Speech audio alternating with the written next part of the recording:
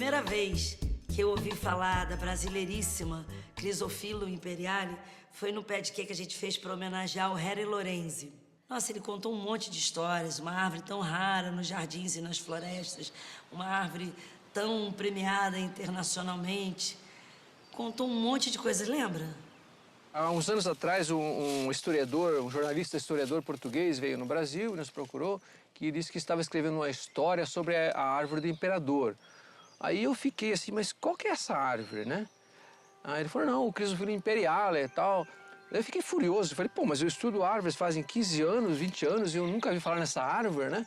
E aí procurei, acreditei na história dele. Ele contou essa história, que realmente os republicanos procuraram apagar, destruir essa espécie. Eu verifiquei os projetos antigos do Glasiou, que era o paisagista do Império, e ele colocava em todos os projetos. Inclusive lá Na Quinta da Boa Vista. E não havia mais nenhum, né? Aí ele falou, mas existe um exemplar no Jardim Botânico de Sydney, que foi um presente de Dom Pedro II em 1865, parece 1970, né? Aí eu pedi algumas sementes para eles, que gerou duas mudas, né? Uma delas, inclusive, está ali, né? O exemplar mais antigo.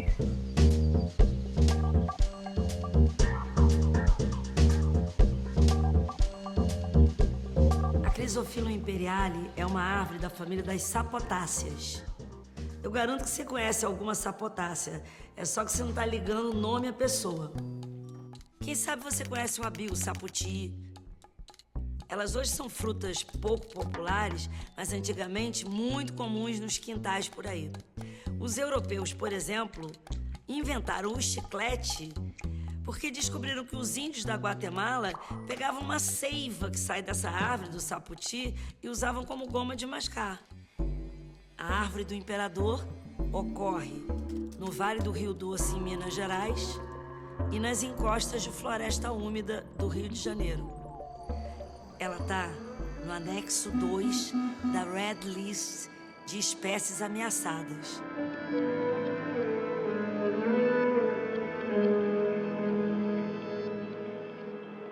Se sabe que, através de uma carta do Glasiou, que foi escrita em 1867, para o Márcios, ele diz que a planta já era muito rara nessa época, né?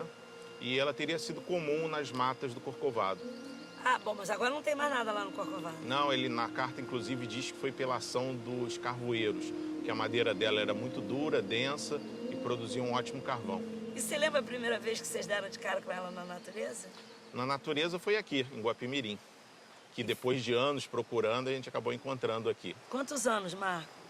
Se não me falha a memória, começamos em 2004, acho que só em 2008 encontramos. 4 anos? É. E aí o pessoal todo saía no meio do mato, Não, dava uma dica? na verdade, isso aí foi organizado pelo Jardim Botânico Plantaro do nosso Lorenzi, né?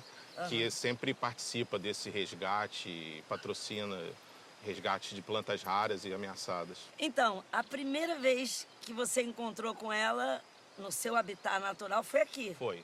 Me leva lá para eu ver. Vamos lá.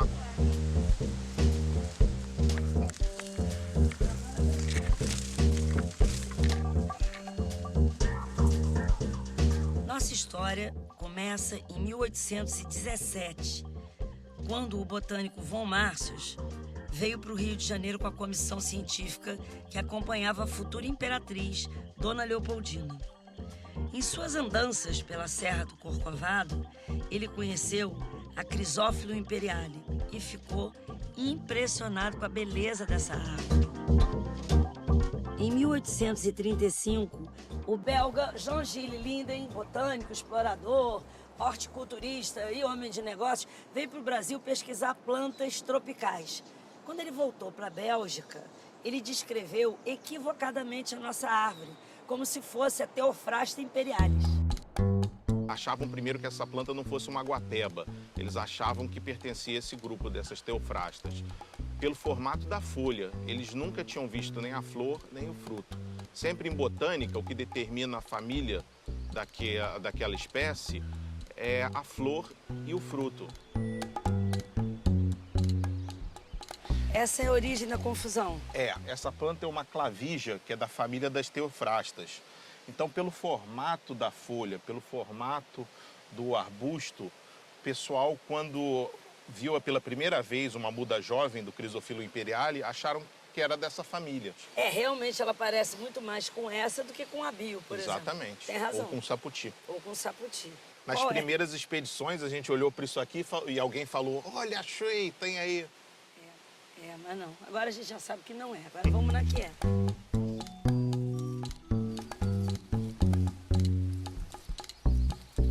Em 1858, chega no Rio de Janeiro, muito novinho, com 25 anos, o botânico e engenheiro francês Auguste François Glasiou. Ele veio a convite de Dom Pedro II para coordenar a diretoria de parques e jardins da Casa Imperial. Na cidade do Rio de Janeiro, Glasiou fez jardins no Passeio Público, no Palácio do Catete, na Quinta da Boa Vista, entre outros muitos lugares. Em 1871, o Glasiou assumiu a responsabilidade de fazer um jardim na maior área verde do centro da cidade do Rio de Janeiro. Esse lugar foi palco de momentos históricos do Brasil, como a aclamação do imperador Dom Pedro I, a missa comemorativa da vitória da Guerra do Paraguai, os protestos da revolta da vacina, a proclamação da República.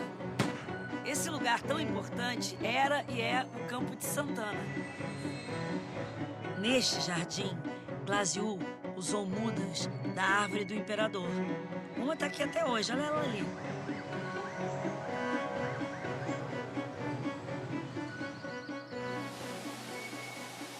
Nossa, que lugar incrível, hein? A gente acabou de atravessar o Rio Paraíso. Do lado de lá é Guapimirim e do lado de cá? Cachoeira de Macacu. Cachoeira de Macacu. Então ela está morando, essas que restaram, em Cachoeira de Macacu. Exatamente. Então vamos.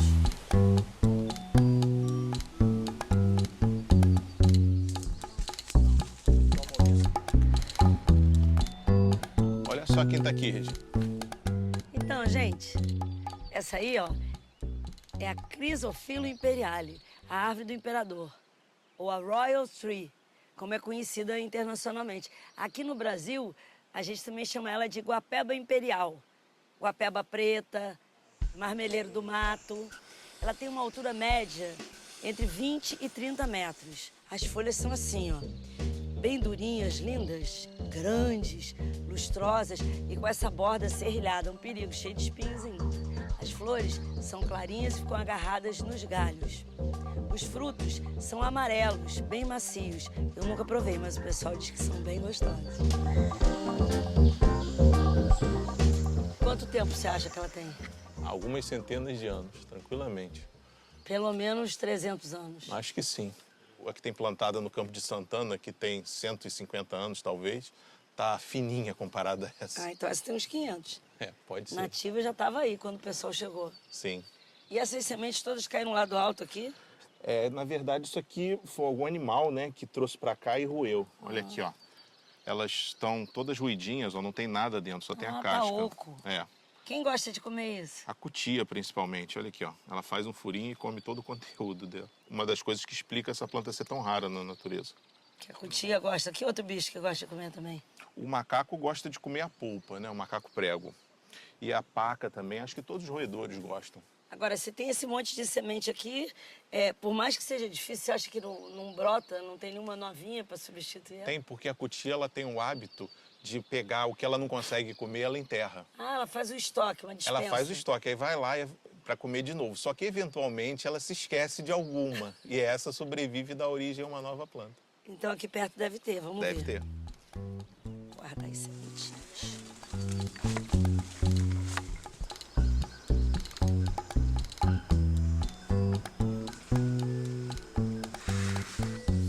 Uma sobrevivente aí, já tem uma aqui, um brotinho.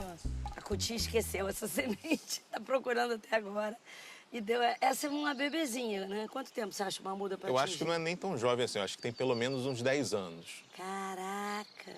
Aí você me pergunta por que ela plantada em jardim com 2 ou 3 anos fica muito maior do que isso. Ah, porque ela está sozinha, isolada, não tem que brigar com esse pessoal todo aqui em volta. Exatamente. Não tem luz suficiente para ela crescer. É. Além do alimento, ela precisa da Aqui ela energia fica solar. mais magrinha, né? É. Porque vai buscando a luz e também demora mais para crescer. Isso mesmo. Agora, toda vez que eu entro na Mata Atlântica, e essa é uma mata exuberante, e um pedaço de Mata Atlântica muito lindo e preservado, bem como era, Sim. né, quando os viajantes, esses que a gente conta a história, chegaram por aqui. Eu fico encantada como se a gente dividir um quadradinho. Olha que diversidade. Eu fico só imaginando o imperador Pedro II e Auguste François Glasiou indo para Petrópolis, atravessando a Baía de Guanabara, descendo no Porto da Estrela, dando um pulinho na Fazenda Mandioca, antiga propriedade do Langsdorff, por onde passaram os naturalistas Auguste Saint-Hilaire, Spix, Márcios. Só depois, então, eles pegavam a estrada real para Petrópolis, quando iam conversando sobre as plantas que haviam descoberto. Uma delas, certamente, era a Chrysophyllum imperiale, porque essa planta já tinha sido premiada na coleção do Linden, na Exposição de Paris, em 1867. E, a partir daí, o Dom Pedro II começou a divulgar e presentear o mundo todo com essas folhagens lindas. Hoje existem espécimes centenárias no Royal Botanic Garden de Sydney, na Austrália, no Jardim Botânico de Buenos Aires, na Argentina, no Jardim Botânico de Bruxelas, na Bélgica, no Jardim Botânico de Florença, na Itália, e também no Jardim Botânico de Lisboa, em Portugal.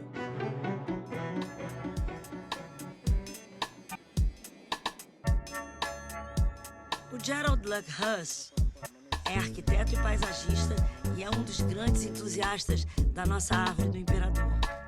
Ele descobriu, vamos dizer assim, a árvore quando ele estava fazendo uma restauração num jardim histórico em Sintra, perto de Lisboa. Oi, bom dia, Gerald. Bom dia, Regina. Você está onde exatamente? Estou aqui no Jardim Botânico da Universidade de Lisboa, no centro de Lisboa, no Bairro Alto. Ah, então, eu estou no Museu Imperial, em Petrópolis, no Rio de Janeiro. Está maravilhoso. Antigamente era muito comum contratarem botânicos de outros países para criarem ou restaurarem jardins. Ainda hoje se usa isso? É comum? Sim, eu sou um exemplo desta. Eu trabalho em Sintra há 25 anos, trabalhando num jardim botânico que é o Jardim de Monserrate. Mas aqui em Portugal há longa tradição de jardineiros estrangeiros. Então, esse programa que a gente faz, Um Pé de Quê, elege uma árvore por episódio para falar sobre ela. E hoje é a árvore do imperador. Existem muitas árvores do imperador aí na Europa, especialmente em Portugal? Não, pelo contrário. São muitíssimo raros. Cá em Portugal temos uma. E estamos aqui ao pé dela. Em Europa só existem jardins botânicos. E a relação de Dom Pedro I e Dom Pedro II com essa árvore? Um botânico muito conhecido para a flora do Brasil, a Matius, que deu a descrição imperial, era em homenagem a Dom Pedro I. Mas foi o Dom Pedro II que adotou esta árvore e mandou para vários países do mundo. E foi mais ligado a ele que talvez chegou aqui a Lisboa também. Vocês têm mudas aí para trocar com jardins botânicos de outros lugares? A árvore aqui do Jardim Botânico da Universidade de Lisboa só nos conhecemos uma vez, que deu um fruto. E desse fruto deram sementes férteis que deu origem a duas plantinhas. Portanto, estas plantas jovens foram posto uma no Jardim Tropical, que está em Belém, e a outra foi para o Porto, para o Jardim da Fundação dos Serralves. Mas são plantas ainda muito jovens.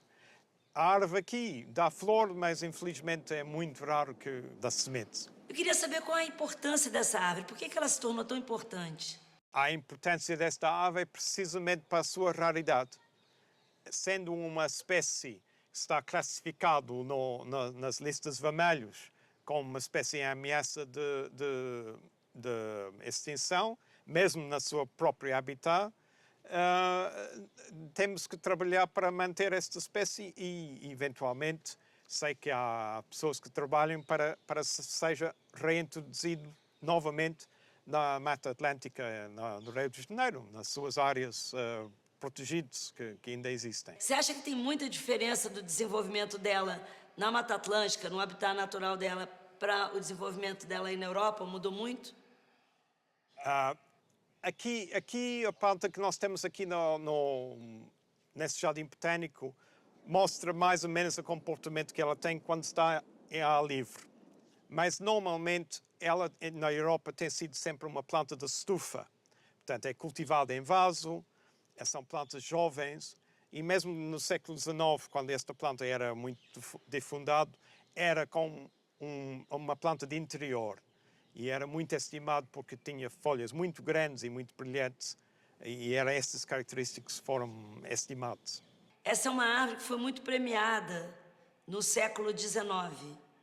Queria saber dos prêmios que ela recebeu. Em 1876 estava exposto em Londres.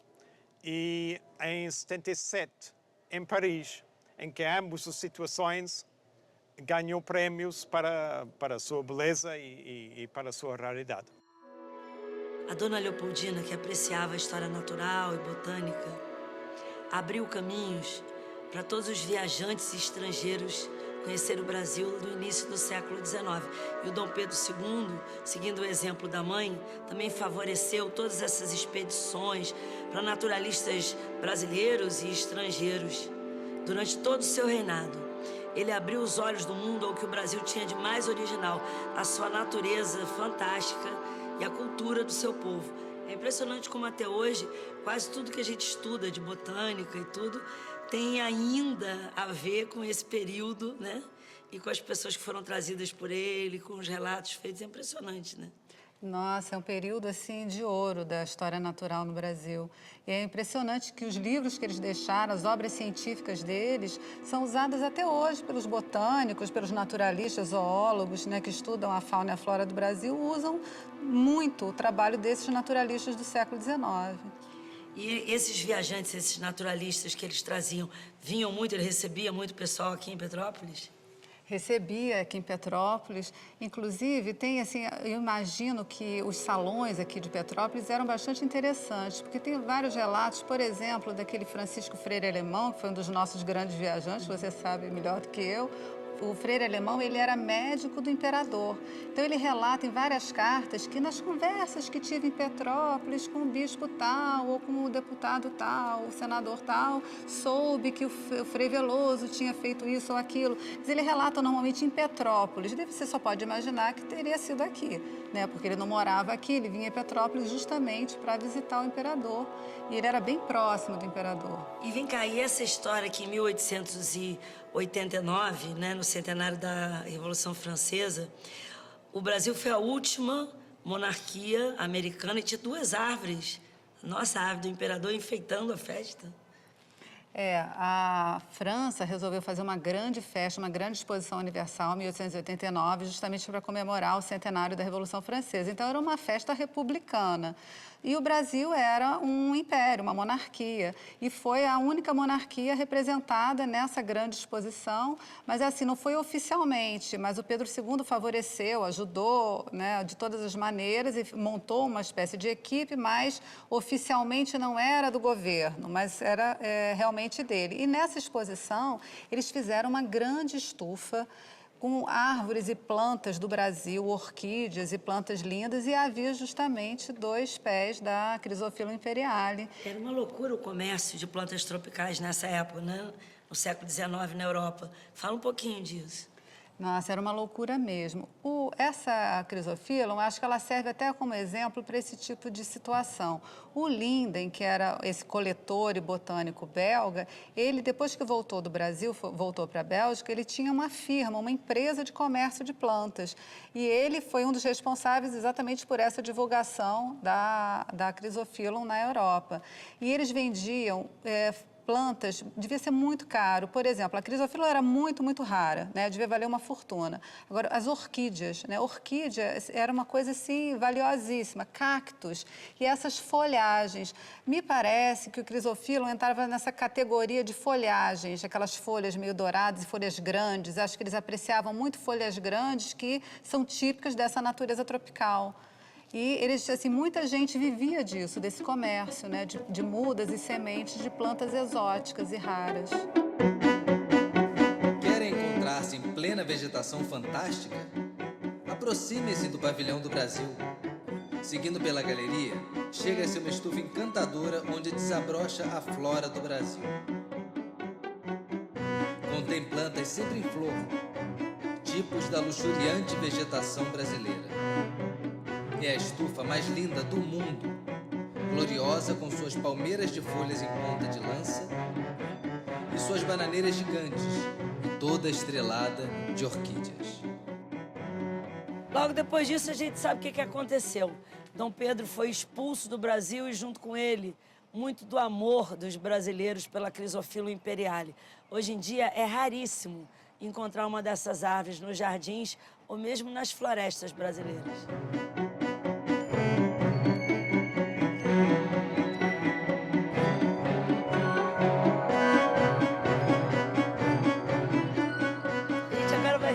Literalmente um momento histórico.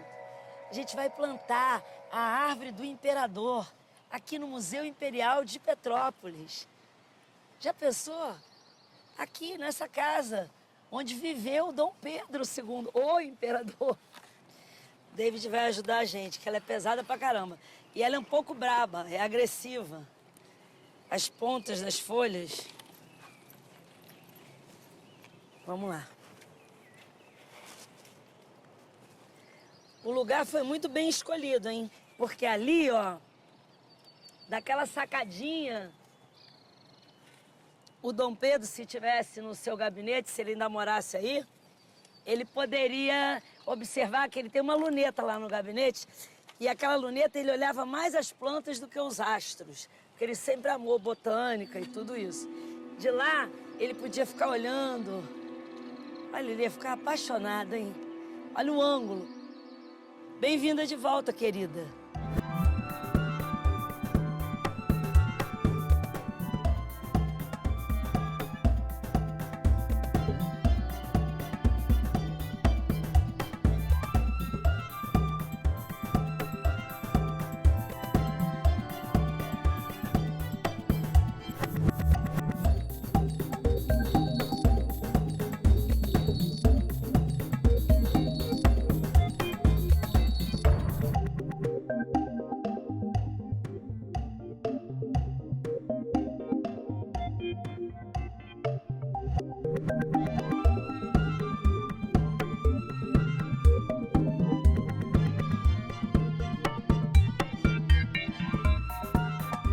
Vou mostrar para você agora, quando você vier com a sua escola, quando você vier com a sua família, visitar Petrópolis, chegar no Museu Imperial, eu quero ver a árvore do imperador. Olha, ali está o museu, o palácio. Logo à esquerda, você vem caminhando até a quina do jardim, a árvore mais linda, com umas folhas enormes, brilhosas, exuberantes. É essa, a árvore do imperador.